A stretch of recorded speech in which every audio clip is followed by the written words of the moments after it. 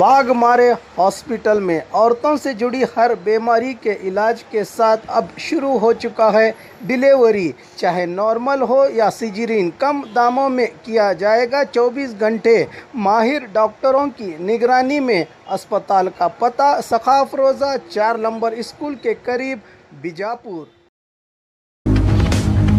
MB Patil के समर्थकों की मंत्री कारजोल को सलाह। मंत्री कारजोल दलित संगठनों को अपने फायदे के लिए इस्तेमाल कर रहे हैं। एमबी पाटिल के समर्थकों का आरोप। बीजापुर जिले में कुछ दलित संगठनों को अपने फायदे के लिए इस्तेमाल करके मंत्री कारजोल अपनी मनमानी कर रहे हैं। एमबी पाटिल 30 साल पुराने बीजापुर लिंगायत संस्था के अध्यक्ष, विधायक, सांसद और मंत्री बनकर सेवा दे रहे हैं, जिससे कई किसानों की जिंदगी में खुशहाली आई है। इन जैसे महान नेता पर आज मंत्री कारजोल के समर्थकों की ओर से 7 पीसीआर यानी जाति निंदा के आरोप के चलते तिकोटा, बबलेश्वर और बीजापुर ग्रामीण पुलिस थानों में 3 मामले दर्ज हुए हैं। इसकी निंदा करते हुए आज जिले के सभी कांग्रेसियों की ओर से सभा करके कई अहम फैसले लेकर एमबी पाटिल और कारजोल की बयानबाजी को विराम देकर अभिवृद्धि कार्यों को अंजाम देकर बड़ी मिसाल पेश करके जनता के हित और मार्गदर्शक बनने की बात कही। जिला कांग्रेस सेवा दल के अध्यक्ष गंगाधर संबानी और वकील सुभाष छायागोल के अलावा अन्य कांग्रेसियों ने इतिहास इरुವಂತ BLD ಸಂಸ್ಥೆಯ ಅಧ್ಯಕ್ಷರು ಹಾಗೂ ಕಳೆದ 30 ವರ್ಷದಿಂದ ರಾಜಕಾರಣದಲ್ಲಿ ಇರುವಂತವರು 1991 ಅವರು MLA ಆಗ್ಯಾರ, ಆಮೇಲೆ MP ಆಗ್ಯಾರ, ಆಮೇಲೆ ಮಂತ್ರಿ ಆಗ್ಯಾರ, 2 ಸಲ ಮಂತ್ರಿ ಆಗ್ಯಾರ. ಅಂಥವ್ರ ಮೇಲೆ ಬಿಜಾಪುರ ಜಿಲ್ಲೆಯ 3 ಪೊಲೀಸ್ ಠಾಣೆಯಲ್ಲಿ ಅವರವ್ರದ್ದು 7 PCR ಅಲ್ಟ್ರಾಸಿಟಿ ಕೇಸನ್ನು ದಾಖಲಾಗಿದೆ. ಒಂದು ಬಬಲೇಶ್ವರ ಠಾಣೆಯಲ್ಲಿ, ಇನ್ನೊಂದು ತಿಕೋಟಾ ಪೊಲೀಸ್ ಸ್ಟೇಷನ್ದಲ್ಲಿ, ಆಮೇಲೆ ಬಿಜಾಪುರ ಗ್ರಾಮೀಣ ಪೊಲೀಸ್ ಠಾಣೆ. ಈ 3 ಸ್ಟೇಷನ್ದಲ್ಲಿ ಅವರ ವಿರುದ್ಧ ಅಲ್ಟ್ರಾಸಿಟಿ ಕೇಸ್ ದಾಖಲಾಗ್ಯಾವ. ಇವತ್ತು ನಾವು ಪ್ರಮುಖ ಅಂತ ವಿಷಯ ಏನಂದರೆ, ಅಂಥ ಒಬ್ಬ ಗಣ್ಯ ವ್ಯಕ್ತಿ, ಬಿಜಾಪುರ ಜಿಲ್ಲೆ ಗಣ್ಯ ವ್ಯಕ್ತಿಗಳು, ರಾಜ್ಯದ ಲಿಂಗಾಯತ ಮುಖಂಡರು, ಅಂಥವ್ರ ಮೇಲೆ ಅಲ್ಟ್ರಾಸಿಟಿ ಕೇಸ್ ಆಗ್ಲಿಕ್ಕತ್ತವ. ಇವತ್ತು ಸಾಮಾನ್ಯರ ಗತಿಯನ್ನು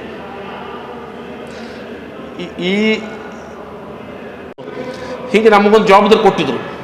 ಆ ಜವಾಬ್ದಾರಿ ಕೊಟ್ಟಾಗ ನಾವು ಸಿಂದಗಿ ಕ್ಷೇತ್ರದ ಇನ್ಚಾರ್ಜ್ ಇದ್ದಾಗ ನಾವು ಯಾರು ಹೋಟ್ರ್ ಸತ್ತು ಹೋಗಿ ಕೇಳಿದಾಗ ಅವ್ರು ಹೇಳ್ತಿದ್ರು, ಇವರು ರೆಡ್ಡಿಯರ್ದಾರ್ರಿ, ಒಂದು 4 ಕೋಟಿ ಅದಾವೆ, ಅವ್ರಿಗೆ ಹಾಕ್ತಾರೆ, ಅವು ಬರೋದಿಲ್ಲ.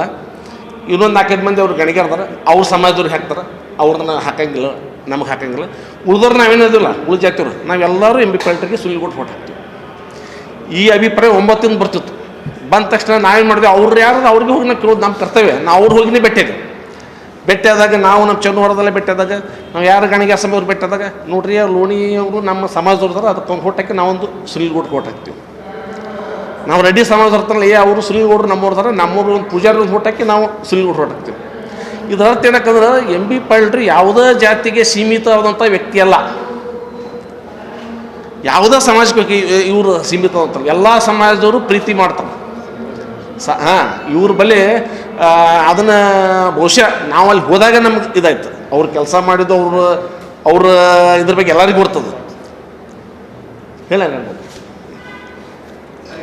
ಅವಕಾಶ ಸಿಕ್ಕದ, ಅವಕಾಶದಾಗ ಇದ್ರಾಗ ಕಾಲಹರಣೆ ಮಾಡದೆ, ಒಬ್ರಿಗೊಬ್ರು ಟೀಕೆ ಮಾಡ್ಕೋತ ಕಾಲಹರಣೆ ಮಾಡದೆ, ಈಗೇನು ಸಿಕ್ಕದೆ ಅವಕಾಶ ಸದುಪಯೋಗಿಸ್ಕೊಂಡು ಈ ಜಿಲ್ಲೆಗೆ ಅದಷ್ಟು ಅವ್ರು ಏನು ಅವಕಾಶ ಸಿಕ್ಕದೆ ಅವಕಾಶ ಸದುಕೊಂಡು ಕೆಲಸ ಮಾಡ್ಬೇಕಂತ ಅವ್ರಿಗೆ ವಿನಂತಿ ಮಾಡ್ಕೊಂಡು ನಮ್ಮ ಕಾರ್ಯಕ್ರಮ ಮುಗಿಸ್ತೀವಿ.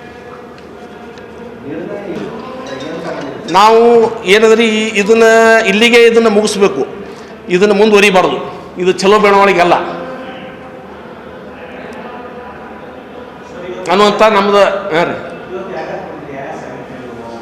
ಈ ಎಲ್ಲ ಹೆಚ್ಚು ಕಮ್ಮ ಲಿಂಗಾಯತ ಸಂಘಟನೆಗಳು, ಲಿಂಗಾಯತ ಪ್ರಮುಖರು, ಆಮೇಲೆ ಅದ್ರ ಜೊತೆ ಎಲ್ಲ ಸಮಾಜದವರು ಕೂಡಿದ್ದಾರೆ. ಪಕ್ಷಾತೀತವಾಗಿದೆ, ಪಕ್ಷಾತೀತದ ಆಮೇಲೆ ನಾವು ಎಲ್ಲ ಜಾತ್ಯತೀತದ. ಆಮೇಲೆ ಈ ವಿಷಯದಾಗ ಇನ್ನೊಂದು ವಿಷಯ ನಾ ಹೇಳಕ್ಕೆ ಇಚ್ಛೆ ಪಡ್ತೀನಿ. ನಾವು ಮೊನ್ನೆ ಸಿಂದಗಿ ಒಳ್ಳೆ ನಮ್ಮ ಸುನಿಲ್ ಗೌಡ್ರ ಎಲೆಕ್ಷನ್ದಾಗ ನಮ್ದು ಇದನ್ನು ಮಾಡಿದ್ರು, ಏನು ವೀಕ್ಷಕರ ತಕ್ಷಣ ಮಾಡಿದರು. ಆ್ಯಕ್ಟ್ 3:110 ಹಾಕಬೇಕಾದ್ರೆ ಅವ್ರಿಗೆ ಯಾರಿಗೆ ನೋವಾಗಿರ್ತದೆ ಅಥವಾ ಜಾತೀಯತೆ ಮಾತಾಡಿರ್ತಾರೆ ಅವರೇ ಹಾಕಬೇಕೆ ವಿನ ಹೊರಗಿನವ್ರು ಯಾರೂ ಹಾಕಲಿಕ್ಕೆ ಅಧಿಕಾರ ಇಲ್ಲ. ಇದು ಒಂದನೇದು.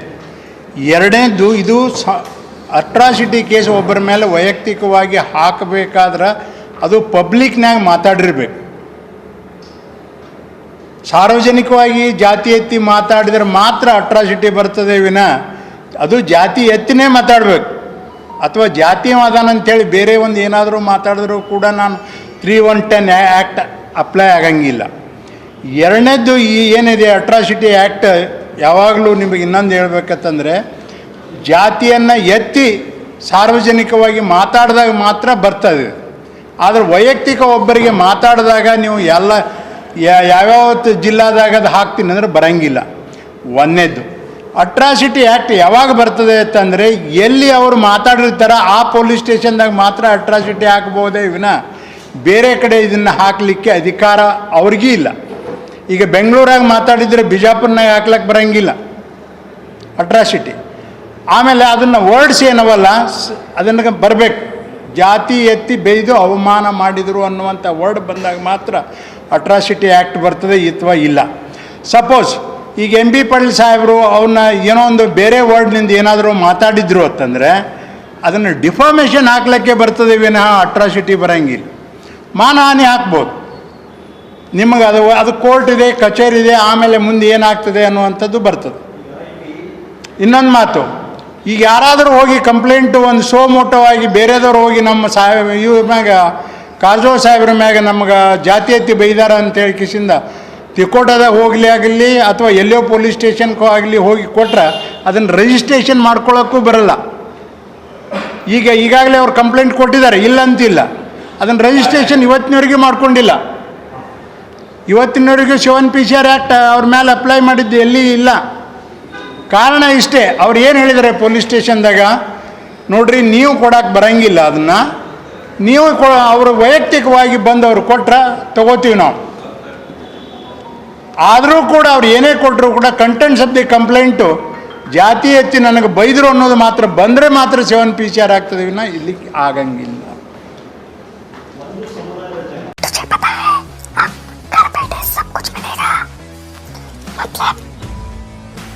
Food, grocery,